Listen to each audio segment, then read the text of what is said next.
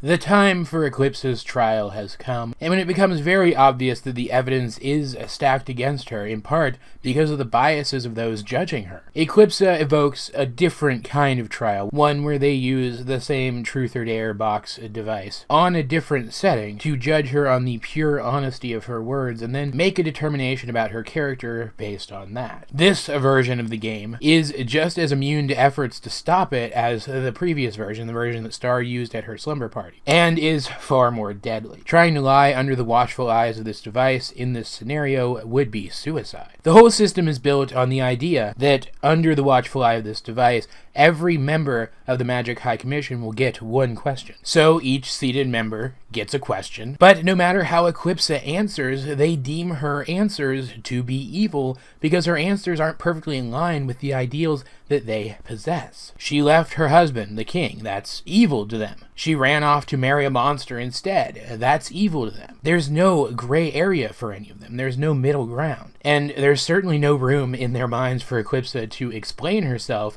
or justify her actions. And things seem genuinely dire for Eclipse until she reminds them that she was never technically removed from the Magical High Commission, and so she gets a question as well, and she uses it to force them to reveal how it was that her daughter Meteora was removed from the history of Muni and replaced with someone else. It turns out that both Star and Moon were in on this, and that they used this situation, this very dire trial, to trap the rest of the High Commission because they knew it would be the only opportunity they would have. And so the history of Festivia is revealed. And I'm going to run through everything they said because there were things that were implied that couldn't be outright said in a kid's show, and I'm going to outright say them. From what it seems, Eclipse actually had an affair with this monster while she was still married to the king at the time. And it was only the birth of her daughter who had monster characteristics which gave it away. And it is that which prompted her to run off. And the king, needing an heir, one who seemed to be the legitimate heir to Eclipse, as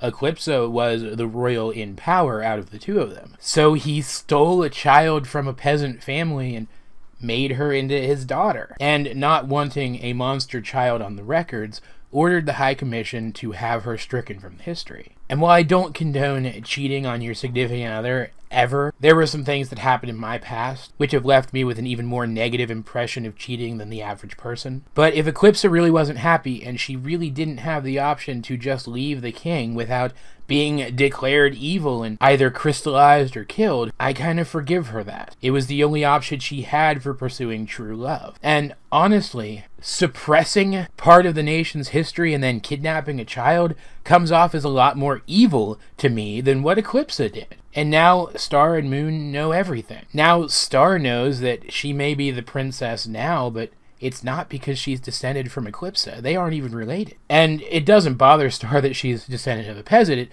bothers her that she's not actually related to Eclipse, someone who she had come to actually admire. And it bothers her that if you look at it from a certain perspective, she's not the legitimate heir. And Moon tries to comfort her, and Eclipse doesn't seem to mind that they're not related. I mean, honestly, why would she? But Star has been profoundly affected by this, though she does use the authority that she possesses to release Eclipse, effectively declaring her innocent and setting her free. And I think that just goes to show how good both her and Moon are at heart. Either one of them could have seen this as a threat to their power and ordered Eclipse recrystallized right there to prevent it from getting out, but they didn't. At the end of the day, this is a fantastic episode, though it did unfortunately kind of prove everything that I had planned to theorize about in my first Star Versus theory that I was going to put out after I caught up on the series, which really bummed me out. But I do have a couple of new ideas already, so it's not that big a deal. End of the day, though, this was a big episode, a game changer. Put a lot of stuff in perspective and set up a lot of what I imagine are going to be plot lines for the immediate future of the show.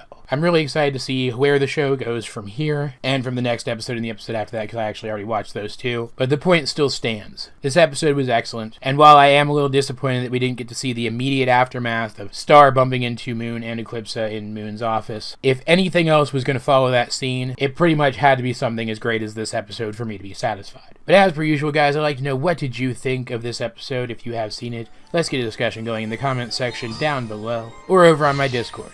Link in the description. Either way, this has been AJ22, and I will talk to you guys later.